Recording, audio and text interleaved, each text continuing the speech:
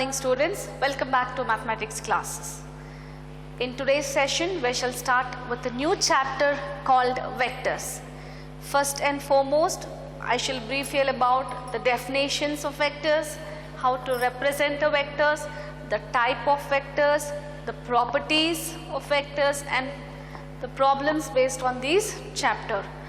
Weightage of this chapter shall be discussed with you all in my later sessions from the examination point of view. Clear? So moving on to the vectors chapter. First definition. What is a vector? A physical quantity which has both magnitude and direction is called as a vector quantity.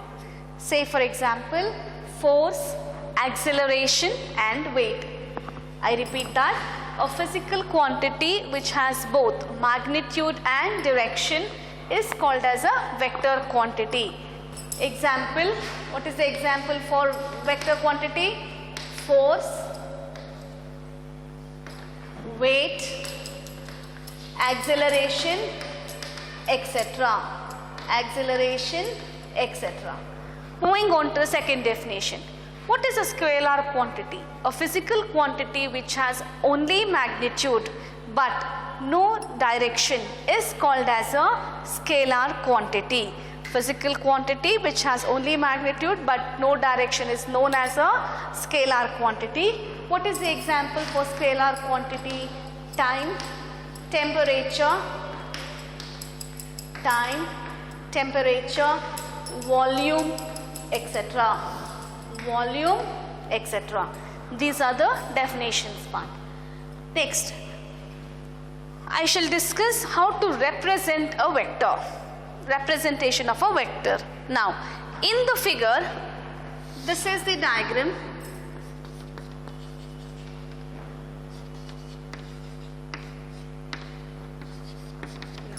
In this figure, a vector AB can be denoted by a directed line segment. In the figure, vector AB can be denoted by a directed line segment. Here, A is called the initial point and B is called the terminal point. The length from the point A to point B is known as magnitude of the vector AB. This vector AB can also be denoted as vector A. I repeat once again, representation of a vector. In the figure, the line AB or the vector AB can be denoted by a line segment. A is called the initial point, B is called the terminal point, and the arrowhead represents the direction of the vector. The length from point A to point B is known as magnitude of vector AB. How do we denote vector AB? This is the vector symbol and we denote and write vector AB as vector AB. As I mentioned you, the length from point A to point B denotes the magnitude, and magnitude of vector AB is written as magnitude of vector AB. This is the symbol how we represent the magnitude of vector AB. This vector AB can also be denoted as vector A. This vector AB can also be denoted as vector A, and the magnitude of this vector AB can also be written as vector A. This is all about representation of a vectors. Moving on to the next part, we shall discuss types of vectors.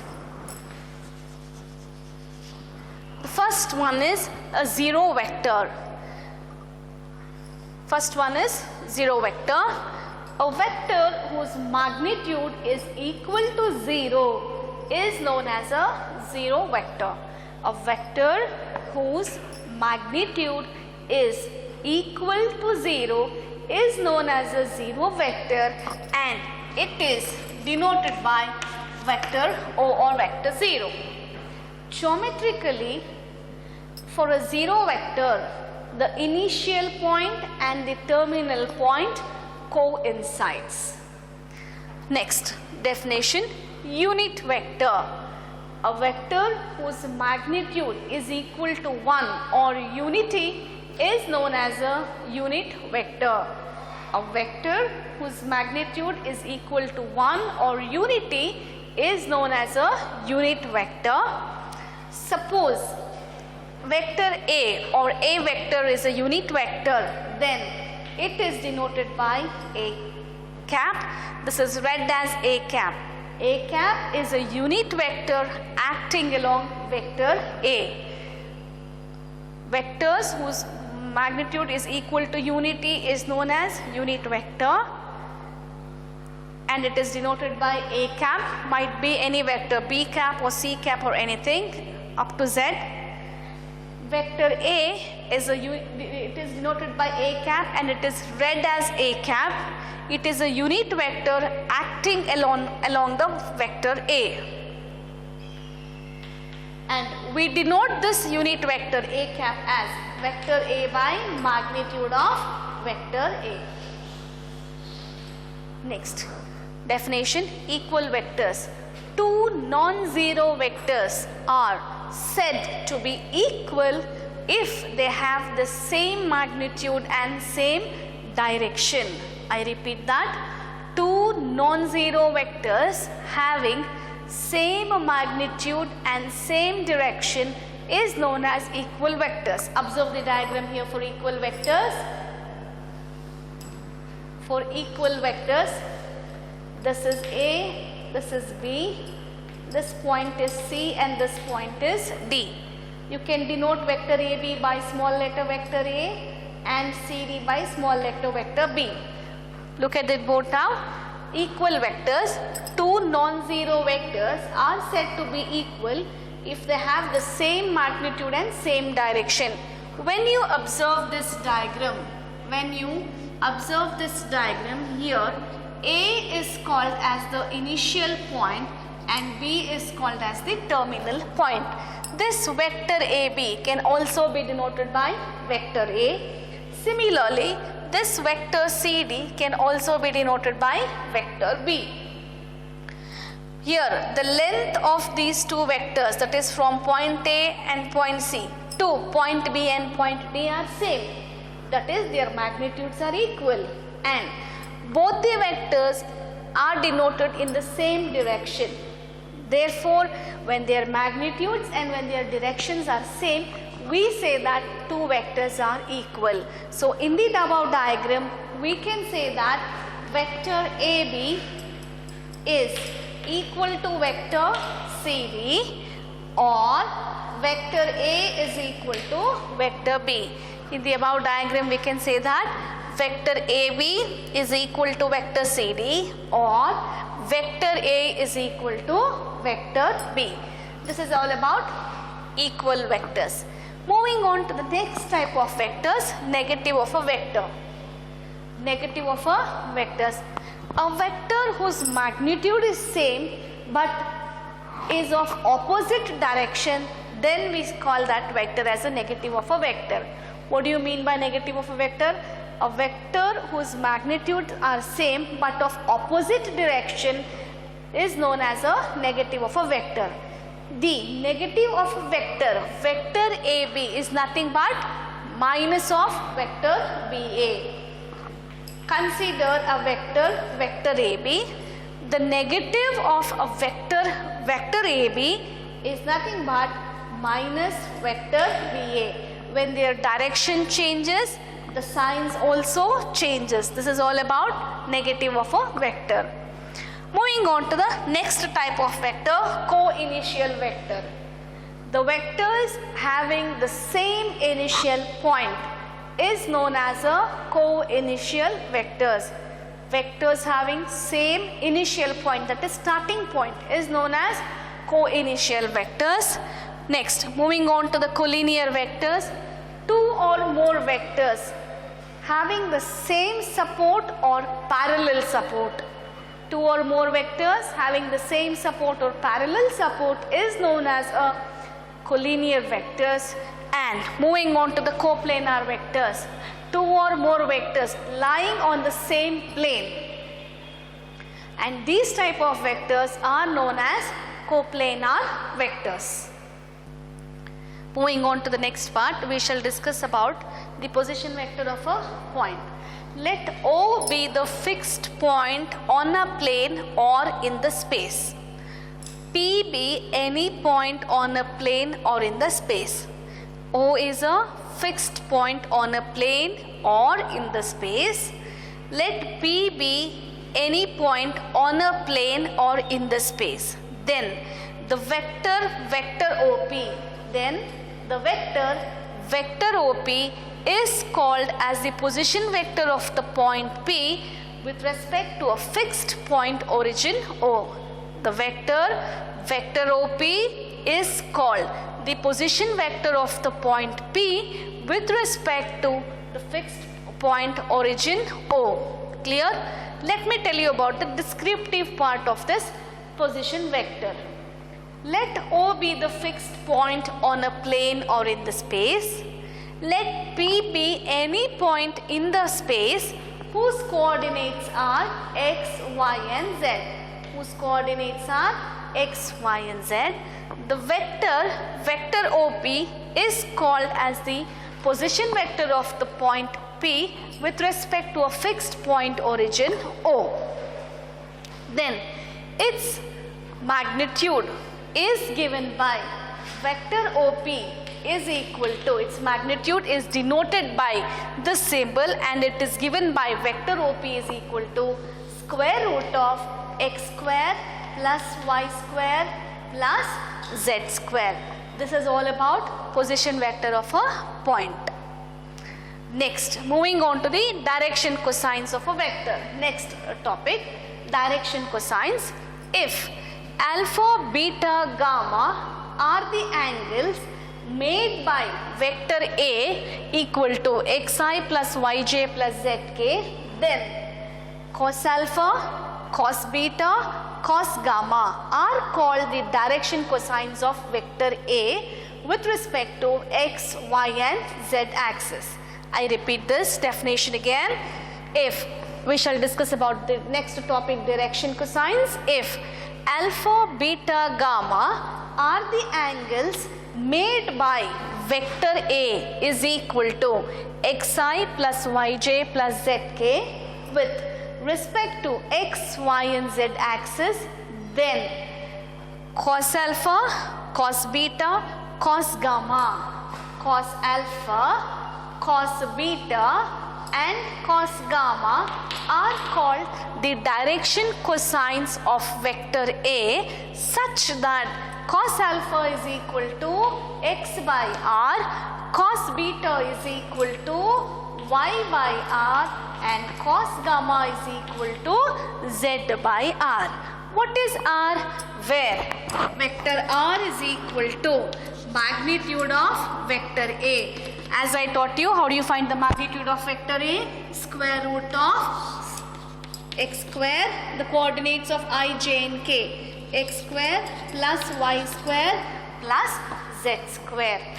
Now, these cosines, the cosine value of this direction cosine, the cosine values of this direction cosine, cos alpha, cos beta, cos gamma is usually denoted by L, M and N respectively. Usually denoted by L, M and N respectively. Now, the number LR, MR, NR, the numbers LR, MR and NR proportional to direction cosines. Proportional to direction cosines are known as direction ratios. And it is usually denoted by A, B and C. Quickly to summarize, direction cosines, cos alpha, cos beta, cos gamma is given by x by r, y by r, z by r, where r is equal to what? Magnitude of vector A. How do we denote the magnitude of vector A? As discussed in the previous derivations, it is nothing but square root of I, j and k. square root of x square plus y square plus z square. What is I, J, K? I, J, K are the unit vectors acting along x, y and z axis. Next, the direction ratios. The number LR, MR and NR which are proportional to the direction cosines is known as direction ratios, and these direction ratios are given by denoted by A, B and C respectively. Moving on to the next topic in vectors chapter, that is addition of vectors. Consider a situation where a man moves from point A to point B and from the point B to point C. Consider a situation wherein a man moves from point A to point B and from point B to point C. The net displacement made by the man from the point A to point C is given by vector AC, and it is expressed as vector AC is equal to vector AB plus vector BC. This is known as triangular law of addition. This is known as triangular law of addition.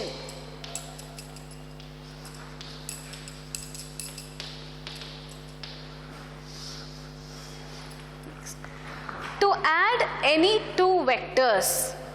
add any two vectors, the terminal point of the first vector must coincide with the initial point of the second vector, and the sum is obtained by joining initial point of the first vector with the terminal point of the second vector.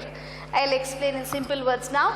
Consider vector AB. Suppose consider this to be the first vector and vector BC to be the second vector.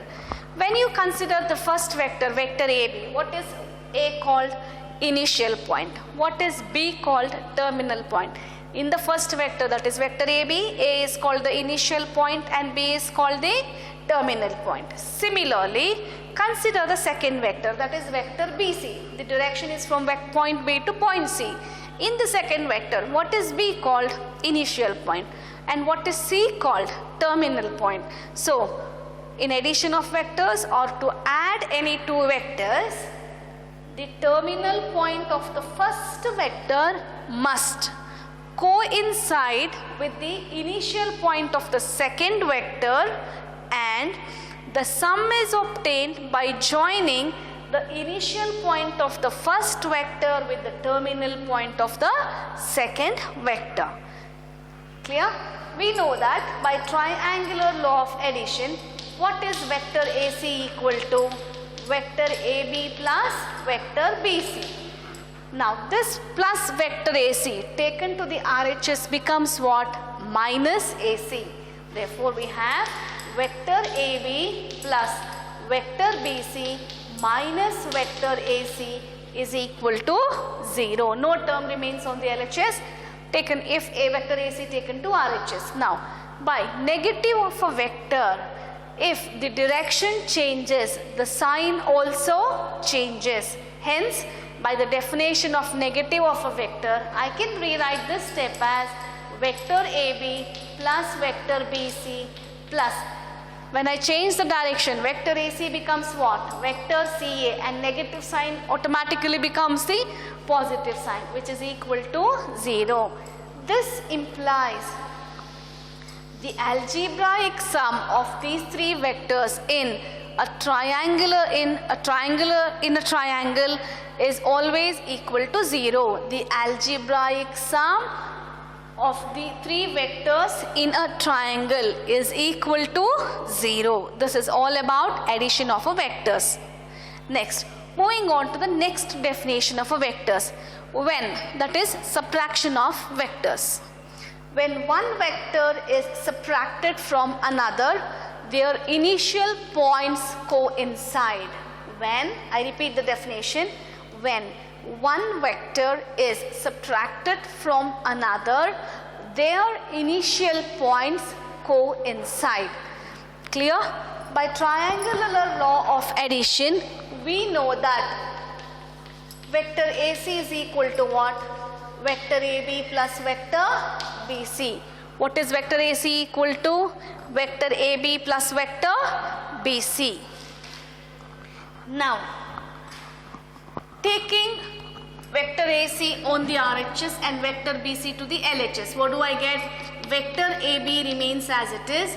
Suppose I move vector AC to RHS. My plus vector AC will become minus vector AC, and when I move plus vector BC to LHS, what does it becomes? Minus vector BC. That is, when one vector is subtracted from another vector, their initial points coincide. So this is known as subtraction of vectors. This is known as subtraction of vectors. Subtraction of vectors, vector AB minus vector AC is equal to minus vector BC. This can be written as vector AB minus vector AC is equal to, when you change the direction, the sign changes, so minus BC will become plus vector CB. This is all about subtraction of vectors. Moving on to the next definition in vectors chapter, multiplication of a vector by a scalar. Multiplication of a vector by a scalar. Now, consider one vector, that is vector A, and lambda be any non-zero scalar. Consider a vector, vector A, and lambda be any non-zero scalar. Then the multiplication of a vector by a non-zero scalar k is obtained by multiplying each term of vector A by a non-zero scalar k. Once again I repeat, multiplication of a vector by a scalar. Consider a vector, vector A, and lambda be any non-zero scalar. Then the multiplication of a vector by a non-zero scalar lambda is obtained by multiplying each term of vector A by a non-zero scalar lambda, and is denoted by lambda into vector A. Here lambda is a non-zero scalar and is obtained by lambda into vector A. Say for example, if vector A is equal to 2i plus 3j, as mentioned earlier, what is I? I is a unit vector acting along x-axis and j is a unit vector acting along y-axis. If you consider the k term, then k is a unit vector acting along z-axis. If vector A is equal to 2i plus 3j, then what is 5 into vector A? What is 5 here? It is a non-zero scalar lambda. So you are multiplying all the terms of vector A by a non-zero scalar lambda, and 5 into, what is A here? 2i plus 3j. What is A? 2i plus 3j. 5 times 2i plus 3j, and the resultant answer will be 10i plus 15j. This is an example for a vector when you multiply by a non-zero scalar lambda. So with this, I will end today's session. In my next session, we shall discuss about the properties based on vectors and some more definitions as well. Thank you.